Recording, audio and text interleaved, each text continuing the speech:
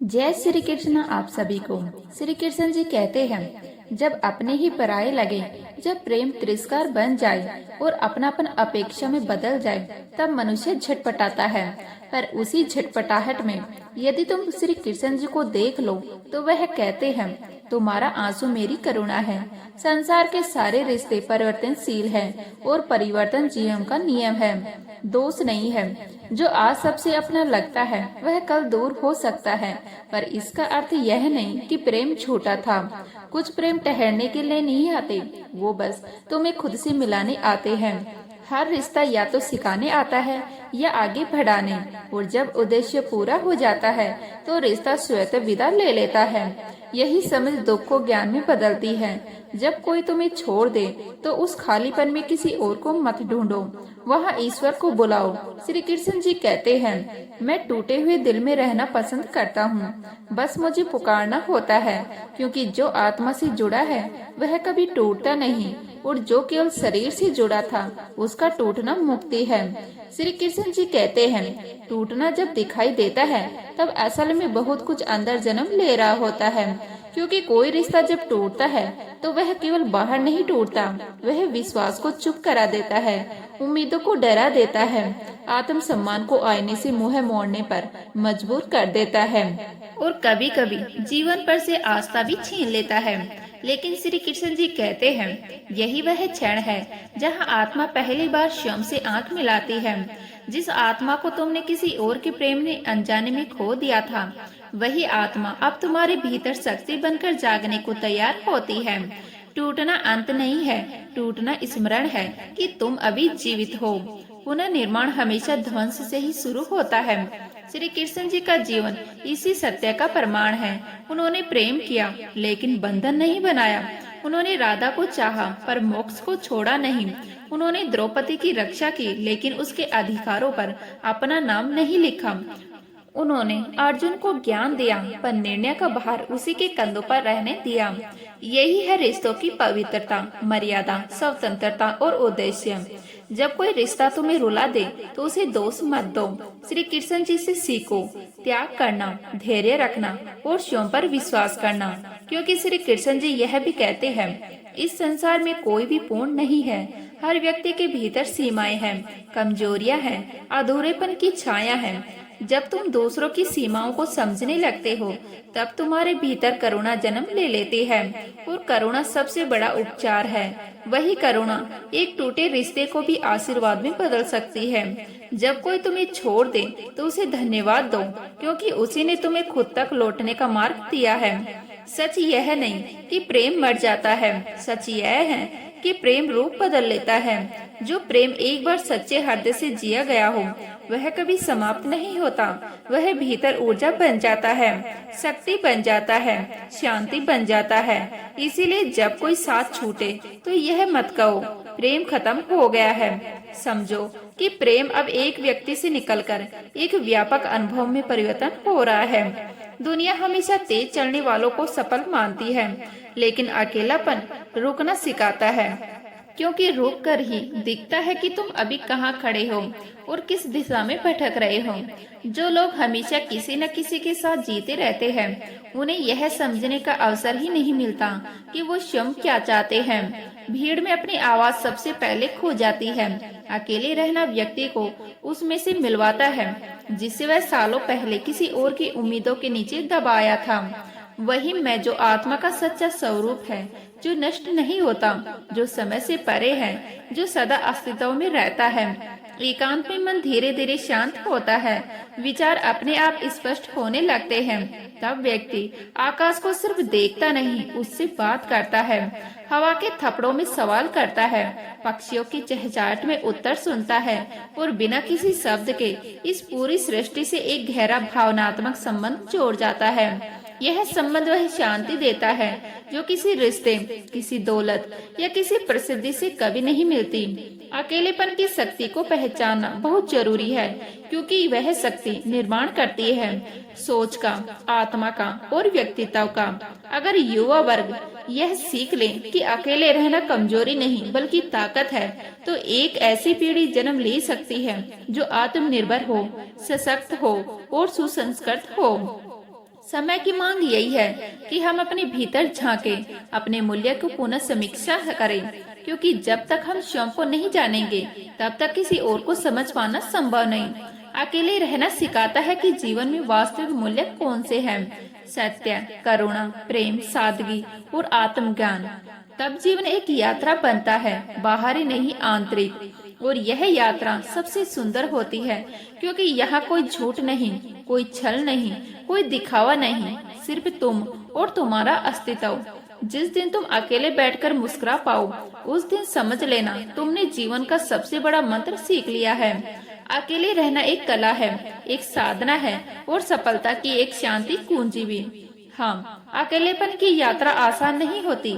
शुरुआत में डर आता है, चिंता घेरती है, असुरक्षित दिल को दबोचती है। ऐसा लगता है अब कोई सुनने वाला नहीं है, कोई समझने वाला नहीं है, कोई साथ देने वाला नहीं है। लेकिन जैसे जैसे अकेलापन अपनाया जाता है, वैसे वैसे यह एहसास होने लगता है कि जितना बाहर खोजा था, उससे कहीं अधिक उत्तर अंदर ही थे। श्री कृष्ण जी कहते हैं, एकांत में मनुष्य का मन अचानक और अधिक स्पष्ट हो जाता है, क्योंकि जब शोर हटता है तब वह आवाज सुनाई देने लगती है जो हमेशा से वहाँ थी पर दब गई थी। तभी व्यक्ति अपने विचारों की गति को देखता है, अपनी भावनाओं की तीव्रता को महसूस करता है और अपने ही मन की चाल से परिचित होता है। यही आत्मबोध की पहली सीढ़ी है। और जैसे ही कोई सीढ़ी पर कदम रखता है, वैसे ही उसे यह समझ आने लगती है कि उसकी अब तक की चिंताएं, असुरक्षाएं और दुख असल में बाहरी आश्रयों पर टिके हुए थे। लोग, रिश्ते, स्वीकृति, साथ। लेकिन जिस क्षण वह इन आश्रयों को छोड़कर अपने भीतर शरण लेता है, उसी क्षण उसकी असली शक्ति जागने लगती है। अकेलेपन में समय भी अपना स्वरूप बदल लेता है। भीड़ में समय भागता हुआ लगता है, जैसे कुछ छूट रहा हो, लेकिन अकेलेपन में समय ठहर जाता है। हर क्षण फैलने लगता है, कहराने लगता है, मानो एक गहरी नदी हो जिसमें डूबकर व्यक्ति स्वयं से मिल सकता है। और यही वो क्षण होते हैं जो जीवन के सबसे निर्णयात्मक क्षण बन जाते हैं। यहीं से आत्मनिर्भरता का मार्ग खुलता है। अकेलापन व्यक्ति को आत्म संयम सिखाता है। जब कोई आसपास नहीं होता, तब अपने विचारों पर नियंत्रण खुद करना पड़ता है। अपनी इच्छाओं को देखना पड़ता है, अपनी प्रतिक्रियाओं को समझना पड़ता है। यही आत्म संयम वह गुण है जो व्यक्ति को समाज में सम्मान दिलाता है। जो व्यक्ति अकेले रहकर अपने मन को वश में कर लेता है, वह संसार के किसी भी कोने में सफल हो सकता है, क्योंकि वह केवल बाहरी दुनिया में ही नहीं, अपने भीतर भी शासन करना सीख चुका है। अकेलेपन का सबसे बड़ा वरदान यही है, यह आत्मनिर्भरता सिखाता है। और आत्मनिर्भरता सिर्फ आर्थिक नहीं होती, यह मानसिक होती है, भावनात्मक होती है, आध्यात्मिक होती है। जो व्यक्ति भावनात्मक रूप से आत्मनिर्भर हो जाता है, वह किसी और के व्यवहार से डगमगाता नहीं। उसकी खुशी किसी की मौजूदगी पर निर्भर नहीं होती, उसकी शांति किसी के चले जाने से टूटती नहीं। उसका आत्मविश्वास भीड़ से नहीं, भीतर से आता है। वह अपने भीतर की स्थिति से संचालित होता है। ऐसे व्यक्ति की सोच अधिक स्वतंत्र होती है, लेकिन मौलिक होती है। वह अपनी राह खुद बनाता है, अपने निर्णय खुद लेता है। वह नकल नहीं करता, वह ढांचे में फिट होने की कोशिश नहीं करता, बल्कि वह स्वयं एक नया ढांचा करता है। श्री कृष्ण जी कहते हैं, अकेले रहकर जीने वाले लोग कमजोर नहीं होते, वो अधिक संवेदनशील होते हैं, क्योंकि उन्होंने खुद को महसूस किया होता है। और जो व्यक्ति खुद को महसूस कर लेता है, वह दूसरों की खामोश भावनाओं को भी पढ़ लेता है। लेकिन इस संवेदनशीलता में एक संतुलन होता है। वो अपनी भावनाओं को डूबने के लिए नहीं, दिशा तय करने के लिए उपयोग करते हैं। वो भावनाओं से कमजोर नहीं होते, वो भावनाओं से बुद्धिमान होते हैं। अकेलापन व्यक्ति को अध्याय की ओर धीरे धीरे ले जाता है, क्योंकि जब सारे बाहरी सहारे छिन जाते हैं, तब मन ऐसे सहारे की खोज करता है जो कभी न छूटे। और यही खोज उसे ईश्वर की ओर, आत्मा की ओर और परम शांति की ओर ले जाती है। तभी व्यक्ति समझने लगता है कि जीवन सिर्फ भौतिक नहीं है, यह एक गहरी दिव्य और रहस्यमय प्रक्रिया है। और जिस दिन यह दिव्यता अनुभव में आ जाती है, उसी दिन मन स्थिर होने लगता है। अब उतार चढ़ाव उसे हिलाते नहीं, प्रसन्नता आती है तो वह उछलता नहीं, दुख आता है तो वह टूटता नहीं। यही संयम और यही संतुलन जीवन की सबसे बड़ी उपलब्धि है। अकेलापन व्यक्ति को उस अवस्था तक ले जाता है जहां वह हर परिस्थिति में खुद के प्रति ईमानदार रहता है। दिखावा अपने आप गिर जाता है। दुनिया क्या कहेगी, यह सवाल महत्वहीन हो जाता है, क्योंकि अब वह खुद को जान चुका होता है।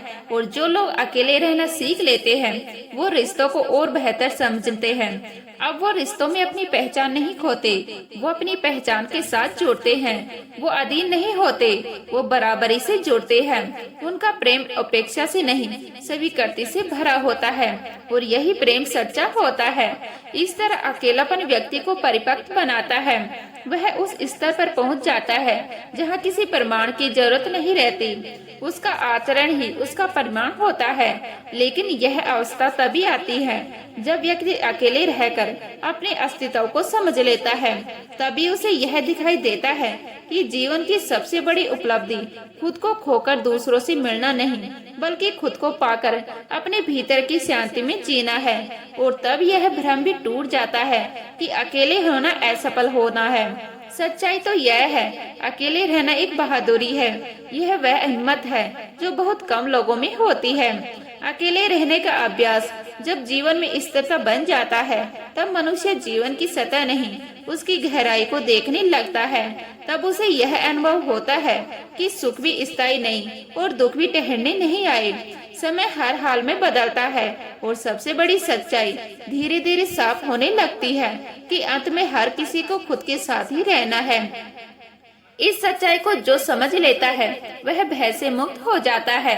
अब वह जीवन से नहीं डरता, परिस्थितियों से नहीं घबराता, क्योंकि उसे पता होता है उसकी सबसे बड़ी शक्ति किसी और में नहीं, उसके भीतर ही है। जिस क्षण हम किसी और का अपमान करते हैं, उसी क्षण हम अपना सम्मान खो देते हैं। सुख और दुख अपनी अपनी तकदीर से मिलते हैं। अमीरी या गरीबी से उनका कोई संबंध नहीं है। महलों में भी लोग रोते हैं, और जिनकी तकदीर में हंसी लिखी होती है, वो झोपड़ी में भी मुस्कुरा लेते हैं।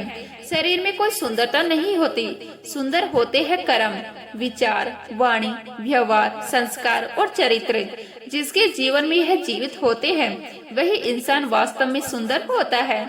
सोचने की बात है, जब शराब पीकर हम मंदिर, मस्जिद, गुरुद्वार या चर्च नहीं जाते, तो घर कैसे चले जाते हैं जहाँ माँ रहती है, जिसने जन्म दिया है, जहाँ बहन रहती है, जिसने स्नेह दिया है, जहाँ पत्नी रहती है, जिसने सम्मान दिया है, जहाँ भाई रहता है, जिसने साथ दिया है, और जहाँ पिता रहते हैं, जो सहारा बनते हैं। घर भी तो एक मंदिर ही है। दुआ जरूर किया करो, लेकिन दुआ के साथ सब्र भी रखा करो, क्योंकि वह सबकी सुनता है, पर कभी कभी कुछ लोगों को सब्र के लिए भी चुन लेता है। अहंकार दूसरों को झुकाने में आनंद ढूंढता है, और संस्कार खुद झुकने में आनंद पाते हैं। अच्छों के साथ अच्छे बनो, लेकिन बुरों के साथ बुरे मत बनो, क्योंकि हीरे से हीरा तराशा जा सकता है, पर कीचड़ से कीचड़ साफ नहीं होता। कोई मेरा बुरा करे, वह उसका कर्म है। मैं किसी का बुरा ना करूं, यह मेरा धर्म है। किसी को रुलाकर अगर हवन भी करवा लोगे तो कोई लाभ नहीं, लेकिन अगर रोज किसी एक इंसान को हंसा दिया तो अगरबत्ती भी जलाने की जरूरत नहीं। एक सच्ची बात हमेशा याद रखना, जिसके साथ तुम खुलकर हंस सकते हो, उसके साथ पूरा दिन बिता सकते हो, लेकिन जिसके साथ तुम खुलकर रो सकते हो, उसके साथ पूरी जिंदगी बिता सकते हो। तारीफ चेहरे की नहीं, चरित्र की होनी चाहिए, क्योंकि अच्छा चेहरा बनाने में कुछ मिनट लगते हैं, लेकिन अच्छा चरित्र बनाने में पूरा जीवन लग जाता है। संबंधों को जोड़ना एक कला है, और रिश्तों को निभाना एक साधना। हम जीवन में कितने सही और कितने गलत हैं, यह सिर्फ दो ही जानते हैं, एक ईश्वर और दूसरी हमारी अंतरात्मा। और कितना अजीब है ना कि यह दोनों दिखाई भी नहीं देते। कुदरत की बनाई हर चीज बदलती है, वक्त, मौसम, इंसान, ख्याल, दृष्टिकोण सब बदलते हैं, क्योंकि बदलाव ही जीवन का नियम है। श्री कृष्ण जी कहते हैं, मैं तुम्हारे सबसे कठिन समय में तुम्हारे सबसे निकट होता हूँ। जब तुम्हें लगे कि सबने साथ छोड़ दिया, तब मेरी बांसुरी की ध्वनि तुम्हारे हृदय तक खामोशी में पहुँचती है। मैं वहाँ होता हूँ, तुम्हारे आंसुओं में, तुम्हारी प्रार्थनाओं में और उस मौन में जिसे तुम शब्द नहीं दे पाते। जीवन एक यात्रा है जहाँ हर पड़ाव कुछ सिखाने आता है और रिश्ते इस यात्रा के सहयात्री होते हैं। कुछ थोड़ी देर के लिए, कुछ थोड़ा अधिक समय के लिए, और कुछ सिर्फ इसलिए कि तुम्हें अपने भीतर की सच्चाई दिखा सके। इसलिए किसी के जाने पर दुखी मत होना, बस इतना समझ लेना कि अब एक नया अध्याय शांत रूप से आरंभ हो रहा है। तो उम्मीद करती हूँ यह वीडियो आपको अच्छी लगी होगी। अच्छी लगी तो लाइक करें, शेयर करें, नए हैं तो प्लीज सब्सक्राइब कर लीजिएगा। मिलते हैं इसी तरह की नई वीडियो के साथ, तब तक के लिए जय हिंद, जय भारत, जय श्री राम।